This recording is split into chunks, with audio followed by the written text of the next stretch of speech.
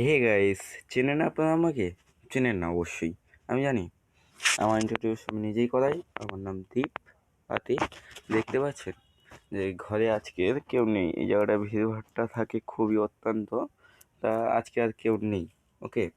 তা শ্রীকৃষ্ণ, মহাভারতে শ্রীকৃষ্ণ একটি বাণী বলেছেন, যেটি হচ্ছে কি, যে বাঁচতে গেলে লড়াই করে বাঁচতে হবে। তাই দেখুন, আজকে যখন কেউই নেই, তখন এই পান্তা ভাত খাওয়ার জন্য আমি একটু এই আলু ভাজতেছি। এবার সেটাকে নিজেই রান্না করবো অবশ্যই। আমার এই হাত দিয়ে দেখতে পাচ্ছেন কাটছি।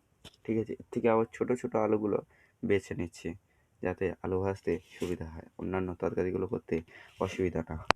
তো বন্ধুরা, পাশে থেকো, সাবস্ক্রাইব, কমেন্ট এবং লাইক করো, যাতে আমার ভালো লাগে। কারণ একটা একটা ভিউজ যখন একটা একটা করে বাড়ে, মনের হৃদয় ছুঁয়ে যায়। Thank you.